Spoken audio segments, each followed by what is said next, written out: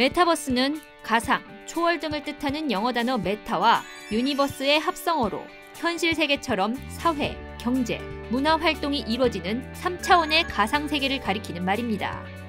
방탄소년단의 경우 신곡 다이너마이트의 뮤직비디오를 메타버스 서비스를 통해 처음으로 공개하기도 했는데요. 당시 뮤직비디오가 공개된 곳은 미국 에픽게임즈의 모바일 게임 포트나이트로 에픽게임즈는 현재도 메타버스 서비스에 집중하고 있습니다. 통신사들도 메타버스의 중심에 있는데요. SKT는 2021년 7월 메타버스 플랫폼 이프랜드를 출시하며 메타버스 사업에 집중하고 있습니다. KT는 국내 주요 VR, AR, MR 전문 기업들과 손잡고 메타버스 원팀을 결성했습니다. 시장 조사업체 스트래티지 애널리틱스는 메타버스의 시장 규모를 2025년 약 333조 원 규모로 성장할 거라고 전망했는데요. 메타버스 서비스가 급부상한 이유로는 5G 이동통신 등장, AR, VR 등 기술의 발달, 코로나19로 비대면 문화 확산, MZ세대들의 높은 수용도가 꼽히고 있습니다.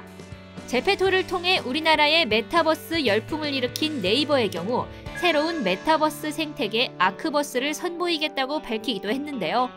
이런 기술들의 발달과 디지털 문화에 대한 적응력이 높아지면서 앞으로 메타버스는 다양한 비즈니스와 협업해 새로운 세계가 구축될 전망입니다. 현실과 가상의 경계를 넘나들고 디지털 세상에 대한 수용도가 높은 MZ세대를 중심으로 메타버스가 어떤 역할을 할지 귀추가 주목되고 있습니다. 10대들의 놀이터로 그칠 줄 알았던 가상공간, 메타버스의 영역이 빠른 속도로 확장되고 있습니다. 이제 메타버스 안에 개설되는 방의 주제나 테마가 다양해지면서 현실 세계가 가상 세계로 그대로 옮겨가고 있는데요. 패션, 뷰티, 식품, 엔터테인먼트까지 다양한 비즈니스를 흡수하고 있고 간담회, 강연, 포럼은 물론 비대면 치료까지 가능해질 상황입니다. 메타버스를 중심으로 한 3차원 네트워크 시장, 어떤 모습으로 발전하고 있는지 오늘 BGN라이프에서 알아봅니다. 제가 지금 2021년 7월 새로운 메타버스 플랫폼을 내놓은 S사에 나와 있습니다. 오늘 저와 함께 메타버스에 대해 알아볼 기자 나오셨습니다. 안녕하세요. 안녕하세요. 산업부 양현주 기자라고 합니다. 네, 반갑습니다. 양 기자님도 그렇고 저도 그렇고 저희가 둘 다 MZ세대잖아요. 네, 그렇죠. 그러다 보니까 이 디지털 가상 공간에 조금 익숙하지 않을까, 친숙하지 않을까 생각이 되는데 어떠신가요? 네, 확실히 저는 이제 Z보다 M에 조금 더 가까운 MZ세대인데 G세대 분들 같은 경우에는 자연스럽게 메타버스를 이제 접근을 하고 계시고 네. M세대 같은 경우에는 사실 취준생들이 굉장히 많잖아요. 제 주위에 취준생들이 많은데 메타버스 활용을 할 수밖에 없는 상황이 됐다라고 보는 게 좀 더 적절할 것 같습니다. 실제로 이 채용 설명회라던가 또 관련 세미나, 컨퍼런스 등이 메타버스 안에서 굉장히 많이 이루어지고 있잖아요. MZ세대도 메타버스를 활용하기 위해 노력 중이다. 네, 이렇게 볼 수 있겠습니다. 네, 알겠습니다. 그렇다면 저희가 이곳을 오늘 왜 찾아왔을까요? 뭔가 이렇게 뒤에 네. 아바타들이 보이는 것 같긴 한데 왜 왔을까요? 한 통신업계에서 이제 메타버스를 이제 처음 론칭하고 그 메타버스 안에서 기자 간담회를 열었어요. 그러니까 지금 보이는 이 아바타들이 직접 기자 간담회를 했다는 건가요? 네, 실제로 이제 그 기자뿐만 아니라 그 행사 주최자들도 아바타로 참석을 하게 됐죠. 진짜요? 너무 새롭네요. 예전만 하면 정말 상상하기 어려웠을 텐데 이제는 이런 게 현실로 다가왔습니다. 그렇죠? 그러면 저희가 이 메타버스 플랫폼을 기획하신 분 직접 모셔서 이야기 나눠보도록 할게요. 안녕하세요. 안녕하세요. 안녕하세요. 반갑습니다. 자기소개 간단하게 부탁드릴게요. 네, 메타버스 이프랜드 서비스를 기획한 문진명입니다. 네, 반갑습니다. 저희가 지금 S사의 메타버스 서비스에 대해서 이야기를 조금 나누고 있었는데 간단하게 설명 부탁드릴게요. 이프랜드 서비스는 2021년 7월에 런칭한 메타버스 서비스고요. 저희가 소셜 위주의 만남, 그 비대면 공간에서 어떻게 잘 만나고 이야기 나누고 소통할 수 있는가에 초점을 맞춘 메타버스 서비스입니다. 네, 요새 정말 다양한 메타버스 서비스들이 나오고 있는데 S사만의 차별점이 있다면 뭐가 있을까요? 저희 이프랜드 서비스는 커뮤니티나 소셜 같은 만남을 중심으로 했고요. 그렇기 때문에 다른 서비스와 다르게 좀 더 많은 인원, 현재는 131명의 인원이 한자리에 모여서 아바타로 소통하고 이야기 나누고 행사도 진행할 수 있는 서비스입니다. 그래서 커뮤니티 위주의 메타버스 서비스라고 생각해 주시면 되겠습니다. 네, 알겠습니다. 요새 안 그래도 메타버스 이야기가 정말 많이 나오고 있는데 아직까지는 대체 뭘 어떻게 한다는 건지 감이 안 오시는 분들도 계실 것 같아요. 메타버스 사용법 좀 간단하게 설명해 주시면서 저희 둘을 메타버스의 세계로 한번 안내해 주실 수 있으실까요? 네, 알겠습니다. 같이 들어가 보시죠.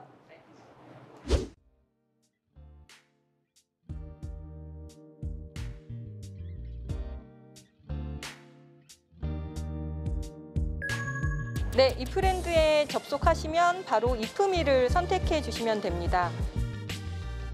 닉네임, 또 아바타의 외모, 성별까지 원하는 대로 꾸미시면 돼요. 전 지금 크리스마스 에디션으로. 빨리 기자님 만나 뵙고 싶은데. 네, 랜드에서 만나셨습니다. 와, 어디 계세요? 저 의자에 앉아 있네요. 저기 서 계시네요. 댄스 한번 춰보시면 어떠세요? 와, 헐, 힙하다. 전 까칠한 인삼인데 유니크한 산사님 반갑습니다. 메타버스 사용법 보고 오셨습니다. 정말 친절한 방송 아닙니까? 이제 저희 방송을 보신 분들이라면 이 메타버스에 대한 두려움이 반감됐을 거라고 믿습니다. 관련해서 계속 이야기 나눠볼게요. 현재 국내외 다양한 메타버스 플랫폼이 출시가 되고 있는데 현재 상황과 이용자 수는 어느 정도 될까요? 네, 이 메타버스가 가장 활발하게 이용되고 있는 산업군이 바로 게임 업계입니다. 그중에서도 이 로블록스라고 하는 이 미국 온라인 게임 업체가 가장 유명한데요.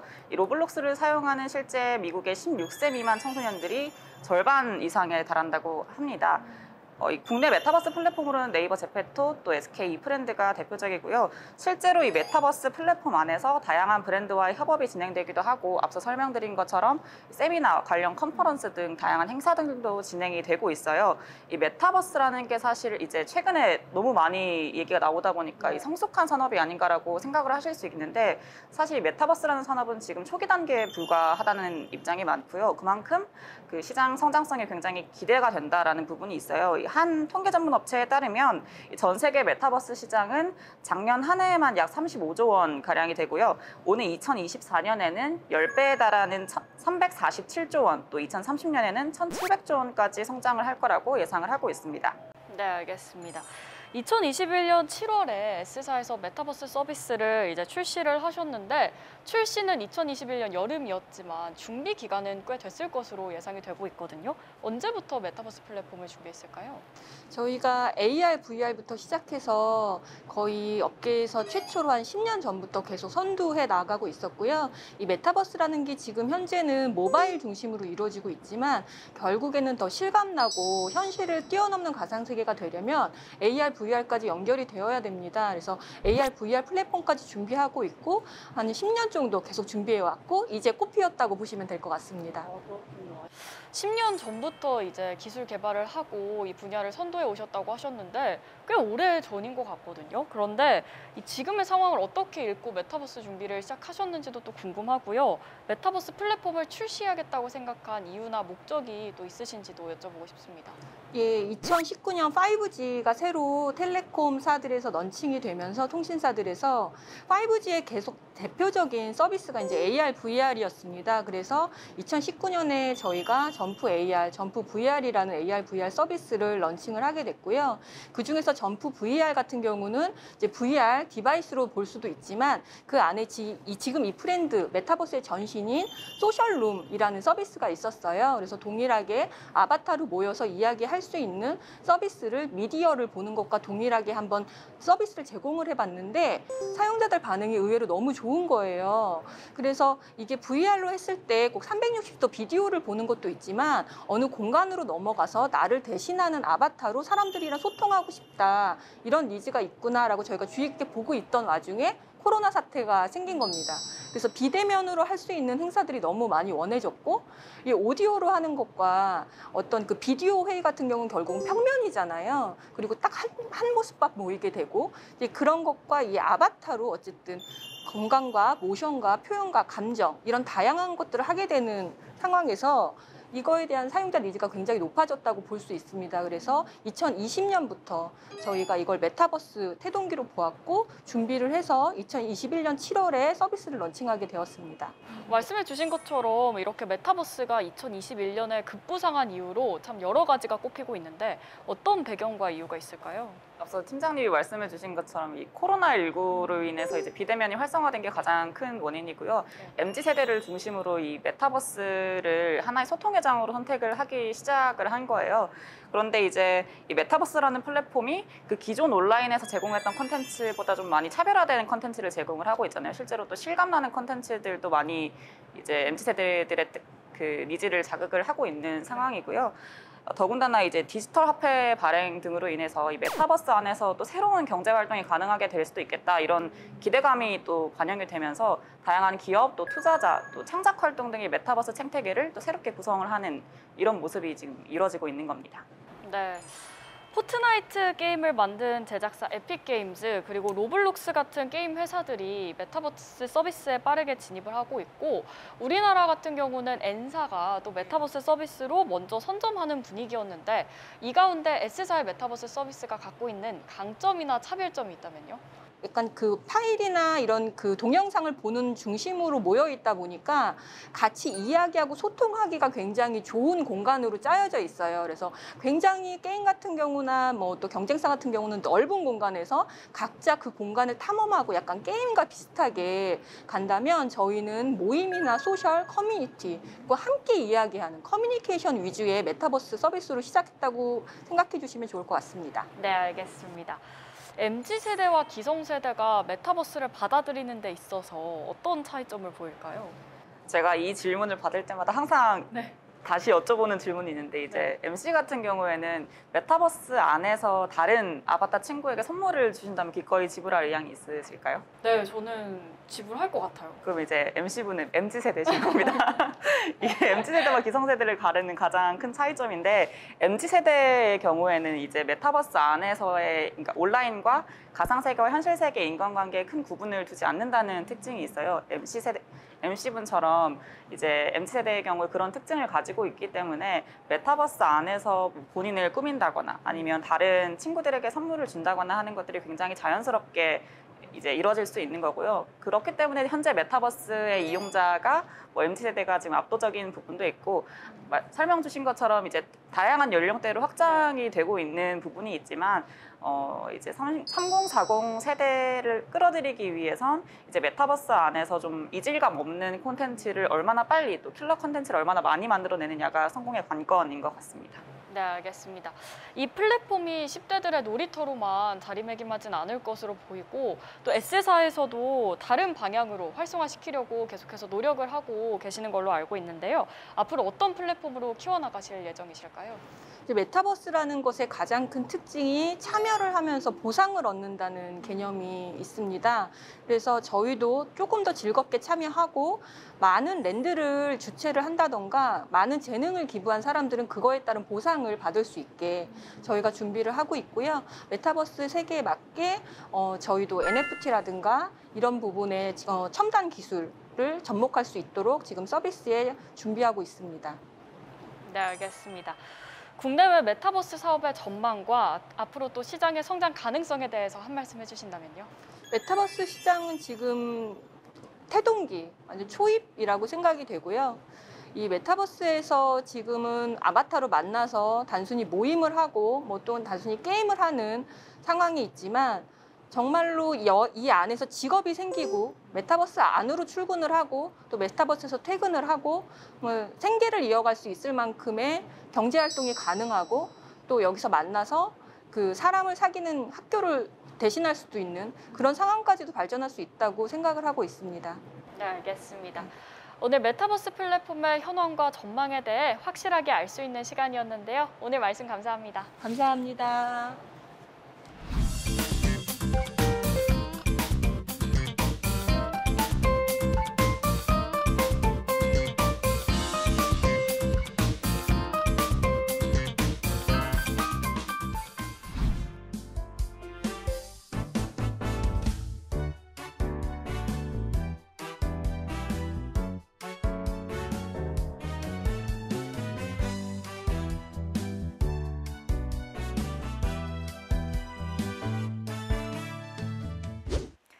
네, 지금 저희가 나와 있는 곳은 골프웨어 매장인데요. 저희가 왜 이곳에 나왔을까요? 네, 이 브랜드에서 얼마 전 패션쇼를 진행했는데 이게 메타버스 공간 안에서 이루어졌다고 하죠.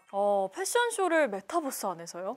아니, 가상 공간이 다양한 비즈니스와 만난다고는 했는데 이렇게 패션쇼까지 커버가 되네요. 그렇습니다. 이 실사와 메타버스의 만남이 이렇게 쉽지는 않은 일인데요. 네, 정말 너무 신기한 것 같은데요. 과연 어떻게 메타버스 패션쇼가 펼쳐졌을지 먼저 영상 보고 오도록 하겠습니다.